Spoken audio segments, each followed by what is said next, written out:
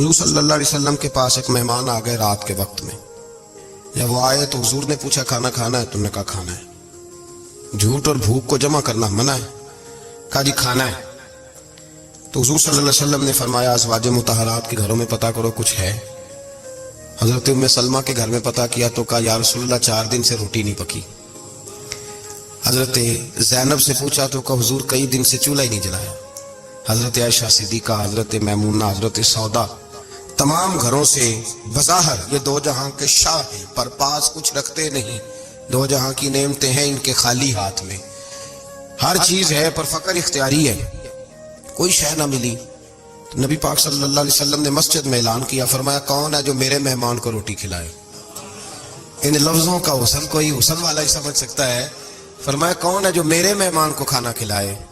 تو ایک صحابی لے گئے اور اٹھے. وہ صحابی جو صحابہ میں غریب تھے، ایک انصاری جو غریب آدمی تھے.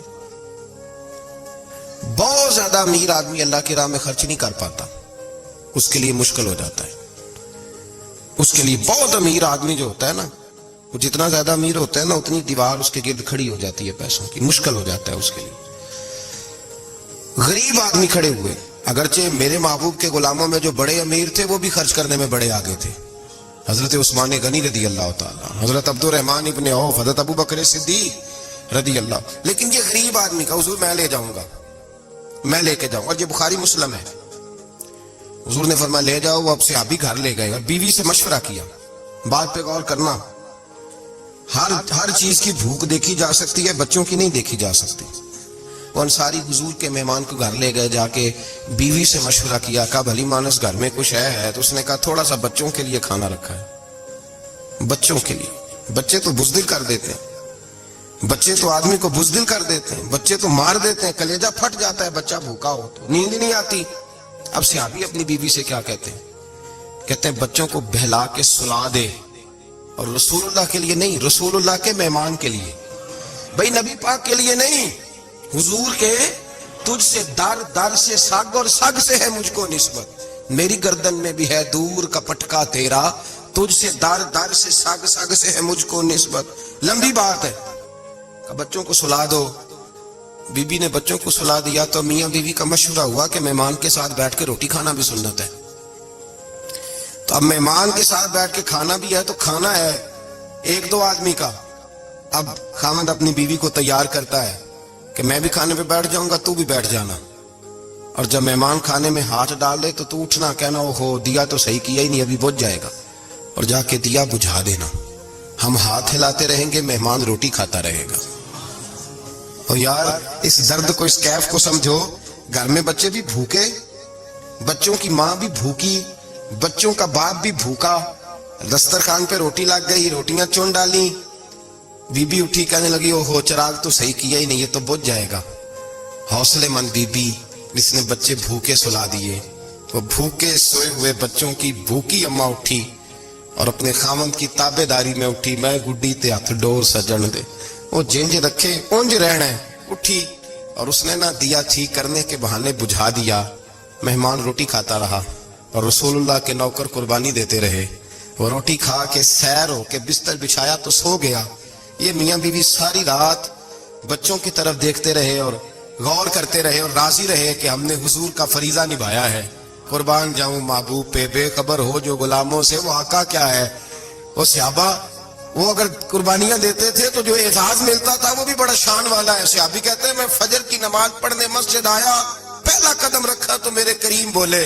حضور نے فرمایا رات جو تو نے اور تیری بیوی نے عمل کیا ہے خدا کو بھی بڑا پسند آیا ہے، محمد مصطفیٰ کو بھی بڑا پسند آیا. اور پھر ایک لفظ اور ہے حدیث میں، ایک روایت میں کچھ جملے اور بھی ہیں. حضور نے فرمایا جب تو اور تیری بیوی رات مہمان کے ساتھ احسان کر رہے تھے نا تو عرش کا مالک تمہیں مسکرا مسکرا کے دیکھ رہا تھا.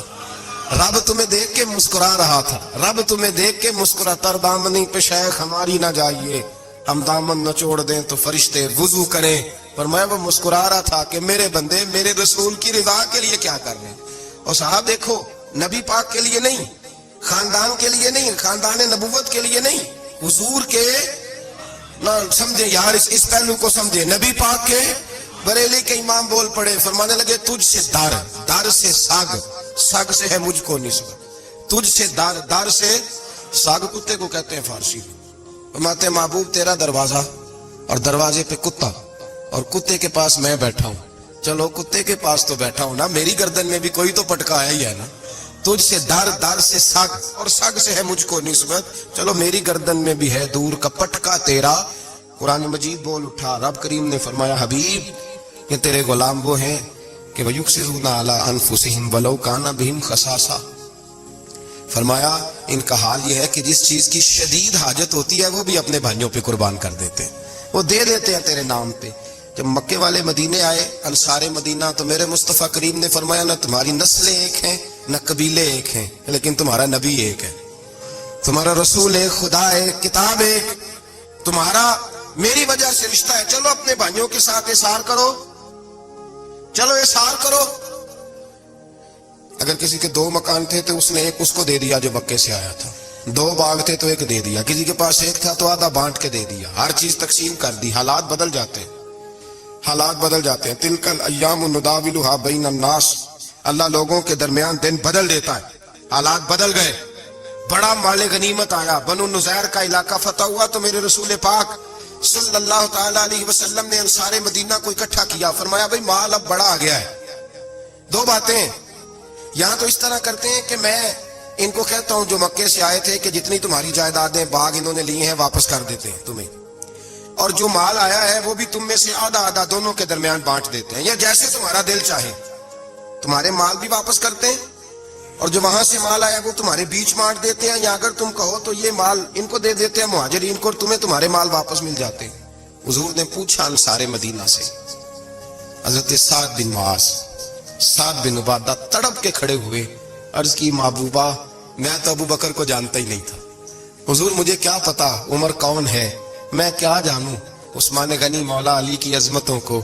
महबूबा मैंने तो तुझे इनकी तरफ मुस्कुरा के देखते हुए देखा है, तेरा जलवा देखा है, तुझसे दर दर से साग साग से है मुझको निस्बत। या रसूल अल्लाह सल्लल्लाहु अलैहि वसल्लम हमसे मशवरा ना करें, आप इस तरह करें जो जायदादें हमने इन्हें दी हैं वो भी इनके पास रहने दें और जो माल आया है वो भी इनमें तकसीम कर दे, इसलिए कि हमें तो बस इतना पता है कि ये आपके गुलाम है, आपके नौकर है, हमें इससे ज्यादा किसी चीज के कोई गरज है, बस आपके गुलाम है, बात खत्म हो गई।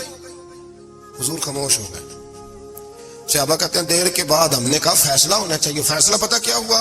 हुजूर ने हाथ उठाए, कहा अल्लाह मेरे मदीने वालों पे रहम फरमा, अल्लाह मेरे अंसार पे रहम फरमा, अल्लाह इनके जज्बे कबूल फरमा।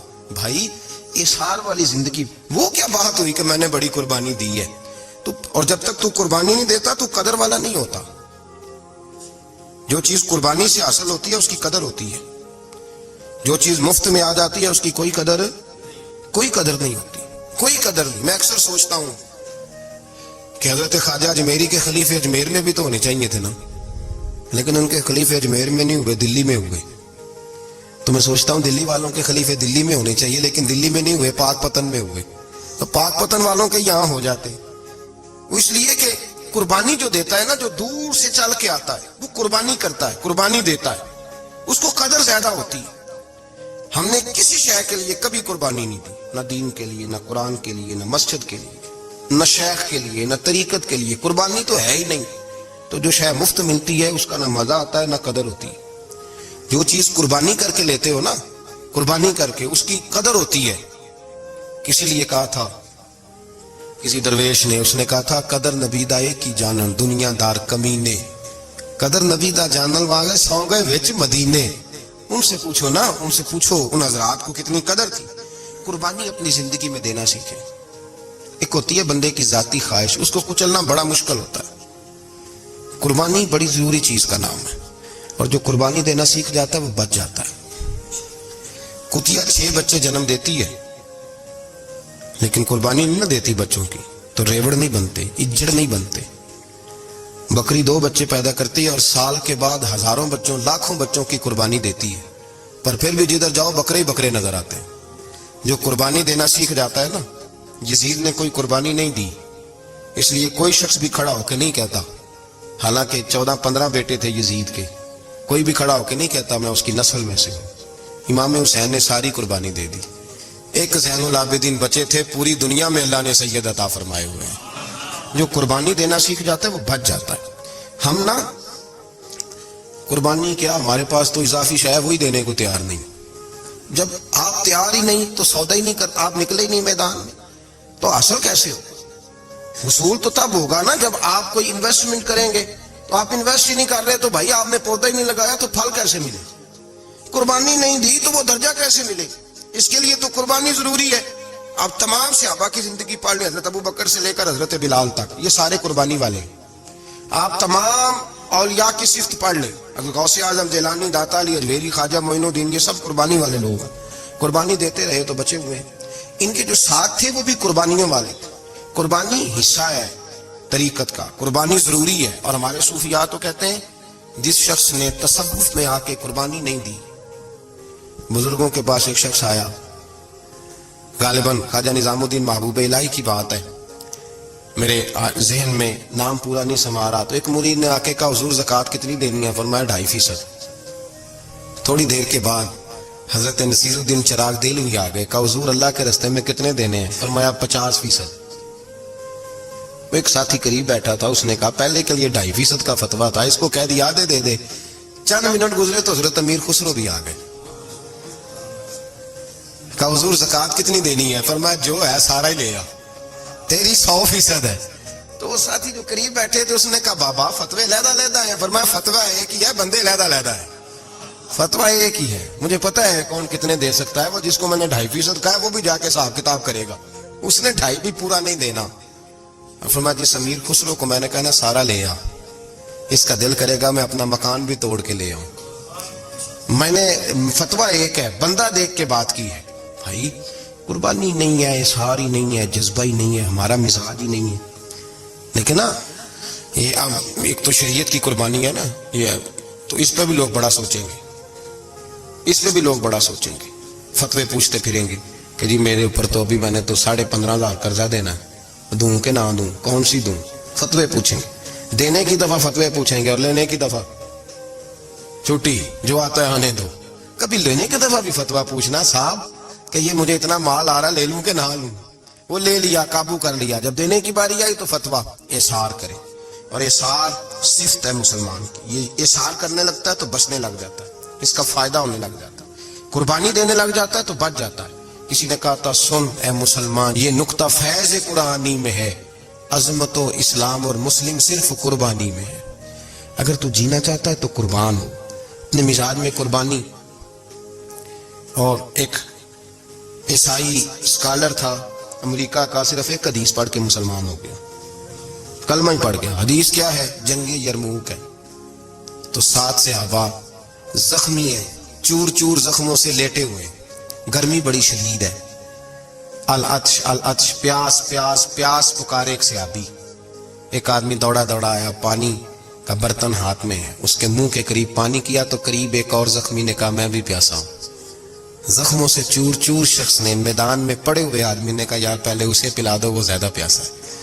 وہ کہتا ہے میں جب اس کے پاس گیا اس کو پانی دینے لگا تو ایک آدمی قریب سے اور بولا یار میرے تو زبان پہ زخم ہے، دوڑ کے آؤ، بڑی پیاس ہے. کہتا ہے میں نے پانی کا کٹورا اس کے قریب جو کیا تو چوتھا بول پڑا. اس نے کہا ادھر لے جاؤ یار، میرا گزارا ہو جائے گا، کام چل جائے گا. وہ کہتا ہے 5واں بول پڑا تو چوتھے نے انکار کر دیا، میں نہیں پیوں گا، پہلے اس کے پاس لے جاؤ. کہتا حد ہو گئی. 7ویں تک میں آیا، اور جب میں 7ویں تک آیا تو پہلے نے پھر چیخ ماری. تو فرماتے ہیں وہ 7واں کہنے لگا نہیں ادھر لے جا یار، اس کو پیاس زیادہ لگی ہوئی ہے. تو جب میں اس تک گیا تو وہ جام شہادت نوش کر چکا تھا. پلٹ کے دوسرے کے پاس آیا تو وہ بھی فوت ہو گیا. تیسرے کے پاس آیا تو وہ بھی رب کریم کی بارگاہ ناز میں حاضر ہو گیا. 7 شہید ہو گئے. تو پانی کا کٹورا میرے ہاتھ میں رہا. میں کبھی آسمان دیکھتا، کبھی زمین دیکھتا، کبھی پانی دیکھتا، کبھی میں ان 7 شہیدوں کے چہرے دیکھتا. پھر دل میں خیال آیا یہ تو گردنیں کاٹنے والے تھے، یہ تو ایک دوسرے کو قتل کرنے والے تھے، یہ تو خون پینے والے تھے. آج یہ سارے اس لیے کر رہے ہیں کہ سارے محمد عربی کے غلام بن گئے، رسول اللہ صلی اللہ علیہ وسلم کے نوکر بن گئے. وہ کہتا میں نے حدیث پڑھی تو میں مسلمان ہو گیا. میں نے کہا یہ جذبے دنیا دار بندہ پیدا نہیں کر سکتا، یہ جس نے جذبہ پیدا کیا ہے وہ اللہ کا سچا رسول ہے. میرے بھائی اظہار کا مزاج پیدا کریں. قربانی تو نہیں رہی معاشرے میں، اظہار ہی تو نہیں ہے. ہم روایتیں پڑھتے ہیں سنتے ہیں، لیکن آپ یقین کریں پنکھے کے نیچے مسجد میں ایک دوسرے کو جگہ دینے کو تیار نہیں. پھر پنکھا ہے نا چل رہا, تو کوشش ہے کہ مجھے این اس جگہ جگہ ملے جہاں پنکھا چل رہا ہے. اتنا بھی احسار کرنے کو لوگ تیار نہیں, اتنا بھی. اور درجے بڑے بڑے لینے چاہتے ہیں, بڑے بڑے درجے. وہ ہمارے پاس لوگ آتے ہیں, 2-4 لفظ لکھے ہوتے ہیں نا نام کے ساتھ, کوئی علامہ لکھ دیتا ہے, کوئی پیر صاحب لکھ دیتا ہے, تو لوگ بڑی باتیں پوچھ لیتے ہیں. کئی دفعہ آ کے پوچھتے ہیں میرا زیارت کرنے کو دل کرتا ہے. میں کہتا ہوں یار تو نے آخری سیڑھی پہ پیر رکھ دیا ہے, بالکل آخری پہ. دل تو تیرا جس چیز کو کرے گا تو وہ کرنے لگ جائے گا. پہلے شروع تو حضرت جنید بغدادی رحمت اللہ تعالی علیہ, وہ دریا کنارے کھڑے تھے, تو آپ دریا کے اندر پیر رکھا آگے جانے کے لیے. یہ اعلیٰ حضرت نے لکھا ہے واقعہ ملفوظات شریف میں. دریا پار کرنے کے لیے پیر رکھا تو ایک شخص کہنے لگا حضور مجھے بھی ساتھ لے لیں. آپ نے فرمایا میں دریا پار کروں گا تو اس طرح کرنا, میرا کرتا پکڑ لے اور یا جنید کہنا شروع کر دے. یا جنید. اس پہ فتویٰ بھی لگ جاتا ہے, پر کیا کرے, مسئلہ تو صحیح ہے نا. تو پیر میرا پیچھے سے کرتا پکڑ لے, یا جنید کہہ. وہ کہتا ہے پیر رکھا نا حضرت نے پانی میں, تو میں بھی پیچھے. تو حضرت جنید بغدادی کیا کہتا ہے, یا رحمان یا اللہ, یا رحمان یا اللہ. وہ خود یہ پڑھ رہے ہیں اور مجھے لگایا یا جنید پہ. کہتے ہیں دریا میں وہ بھی چلنے لگے تو میں بھی, یوں لگا جیسے پکے فرش پہ چل رہے ہیں. کہتے ہیں تھوڑا سا گزرا تو میں نے کہا بابا خود یا رحمان یا اللہ کہہ رہا ہے اور مجھے یا جنید پہ لگایا ہوا ہے, تو چلو میں بھی یا رحمان یا اللہ پڑھتا ہوں. کہتے ہیں میں نے یا رحمان یا اللہ کہا تو میں ڈوبنے لگ گیا, دریا میں ڈوبنے لگا. تو حضرت فرمانے لگے تجھے کہا نا یا جنید کہہ. کہتے پھر یا جنید کا, تو پھر اوپر آ گیا. تھوڑا اور جا کے اب شیطان باز تو آتا نہیں, الذی یوسوس فی صدور الناس, یہ جاتا تو دل تک ہے نا, باز تو آتا نہیں. دن میں 36 دفعہ تو مشورہ دیتا ہے کہ سیدھی نماز پڑھو, یہ کس چکر میں لگ گئے, روز تو تقریر کرتا ہے. کہتا پھر دل میں وسوسہ آیا, تو پھر میں نے جا کے کہا کہ یہ مجھے خود یا رحمان یا اللہ اور میں یا جنید. پھر میں نے کہا یا رحمان یا اللہ, تو پھر ڈوبنے لگا. کہتے ہیں بابے نے پکڑ کے نکالا, کہا چپ کر کے یا جنید کہہ, اگر پار جانا ہے تو یا جنید کہہ. کہتے کنارہ آ گیا تو میرے دل میں خود ہی تھی, وسوسہ تھا کہ بابا تو یا رحمان یا اللہ کہے تو ترے, میں کہوں تو ڈوبے. میرے دل میں وسوسہ تھا. اللہ والے ادھار تو رکھتے ہی نہیں نا, جو بات دل میں آتی ہے وہ بیان پہلے کر دیتے ہیں. ادھار تو ہے ہی نہیں ان کے ہاں. وہ تو کہتے ہیں تجھے بولنے کی گنجائش ہی نہیں دیں گے, تیرا سوال دل میں ہوگا, جواب ہماری زبان پہ ہوگا. یہ تو چکر ہی نہیں نا, بالکل کوئی کھاتا ہی نہیں. رب کریم کا بندہ تو بات ہی وہ کرتا ہے جو کو دل میں لے کے آتا ہے. فرماتے ہیں جیسے ہی میرے دل میں یہ وسوسہ تھا, حضرت جنید بغدادی رحمت اللہ تعالی علیہ باہر نکل گئے تو پلٹ کے میری طرف دیکھا اور مسکرا کے فرمانے لگے بیٹا جنید تک تو پہنچ لے, اللہ تو ابھی بڑی دور ہے. ابھی جنید تک تو پہنچ جا, ابھی تو جنید تک نہیں پہنچا, ابھی تو میرے تک تو پہنچ جا, اللہ تو ابھی بڑی دور ہے. ڈائریکٹ ہی وہاں تک جانے لگا ہے, شروع تو ہو ابھی. تو یہاں لوگ سیدھا جا کے کہتے ہیں زیارت کرنی ہے. مجھے ایک صاحب کہنے لگے جی میں نے ایک پیر صاحب کے بارے میں سنا ہے, ان کی بیعت ہوتے ہی بندے کو نبی پاک کا دیدار ہو جاتا ہے. میں نے کہا ٹھہر جا ذرا, اس کو بھی کہہ بریک پہ پیر رکھے, بیعت کرتے ہی دیدار ہو جاتا ہے. یہ کوئی لوٹ سیل ہے؟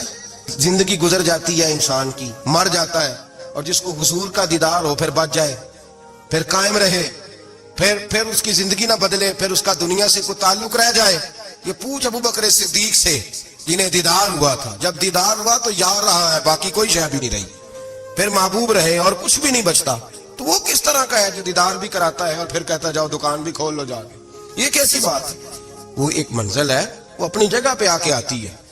اور یہی بہتر ہے کہ پردوں میں وہ پردہ پوش رہے, وہ اگر پردے اٹھا دے تو کسے ہوش رہے, پھر مشکل ہو جاتا ہے معاملہ, مشکل ہو جاتا ہے. تو بھائی یاد رکھیں, قربانی دینا سیکھیں, احسان کرنا سیکھیں اور صفر سے شروع کریں. زندگی میں ہم لینے کے چکر میں پڑ جاتے ہیں تو نقصان اٹھاتے ہیں. عقل کے گھوڑے کم دوڑائیں, محبت کے ساتھ عمل زیادہ کریں, دماغ کا استعمال کم کریں اور عمل زیادہ کریں, زیادہ عمل کریں, ورنہ شیطان تو نماز بھی نہیں پڑھنے دے گا. وہ تو کہے گا کہ جناب چلو ٹھیک ہے اللہ نے معافی کر دینا ہے, وہ تو کچھ بھی نہیں کرنے دے گا. دماغ کا استعمال کم کریں اور عمل زیادہ کریں, جد و جہد زیادہ کریں, اظہار کریں, قربانی کریں, اپنی زندگی میں کریں, کسی کے لیے کچھ اظہار کریں, کسی کو کچھ دیں. یہ جو ہم اولاد کے لیے قربانی دیتے ہیں نا, تو یہ قربانی نہیں ہوتی, یہ لالچ ہوتا ہے, یہ سودا ہے. پتہ ہے آپ کو, یہ سودا ہے. ہم بچپن میں ان کی خدمت کریں گے, یہ بڑھاپے میں ہماری خدمت کریں گے, تو یہ تو تجارت ہے, یہ کوئی اصول نہیں. میرے بچے بڑے ہو گئے تو مجھے خیر صلی اللہ, یہ تجارت ہے بھائی, یہ تجارت ہے, یہ قربانی نہیں, تو تجارت ہے. یہ آپ جو کر رہے ہیں یہ تو کمیٹی ڈال رہے ہیں آپ, اور چونکہ نیت یہ ہوتی ہے خدمت کی تو پھر نصیب والوں کو خدمت ملتی ہے, قسمت والوں کو ملتی ہے. ورنہ بچے کہتے ہیں ابا جی ٹھیک ہے آپ نے ہماری خدمت کی تو سارے کرتے ہیں, آپ نے کنڈوں کی تھوڑی کی ہے چھٹی. آپ وہاں بیٹھیں, چائے ملے گی وقت پہ پہنچے گی, لیکن آپ مداخلت نہ کریں کسی چیز کے اندر, تجارت نہ کریں, اظہار کریں, قربانی کریں. ہمارے صوفیاء یہ کہتے ہیں اولاد سے بھی توقع نہ کرو خدمت کی, نہ توقع کرو, بس یہ کہو کہ میرا رب مجھے بڑھاپے. دیکھیں نا نبی پاک صلی اللہ علیہ وسلم نے دعا مانگی, اے اللہ ارذل العمر ہونے سے بچا, عمر کے اس حصے سے بچا جس میں دوسروں پر انسان بوجھ بن جاتا. دعا مانگ. تو یہ لالچ بھی نہ کبھی زندگی میں رکھیں کہ میری فلاں آدمی خدمت کرے گا, یہ لالچ بھی برا ہے, اس پر بھی توجہ نہ کریں. اپنی دنیا آپ پیدا کر اگر زندوں میں ہے, سر آدم ہے, ضمیر کن فکاں ہے زندگی. یاد رکھیں ہوش آنے سے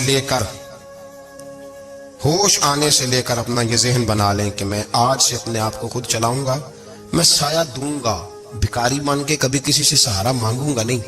سہارا دیں, کسی کے لیے قربانی دیں, اظہار کریں, جد و جہد کریں. جو چیز آپ کے بس میں ہے وہ تو ہے, جو بس میں نہیں اس میں بھی کوشش کرنے کی آپ کوشش کریں, تگ و دو کریں. قربانی سے انسان سنور جاتا ہے, بن جاتا ہے. اللہ تبارک و تعالی ہمیں سنورنے اور بن جانے کی توفیق عطا فرمائے.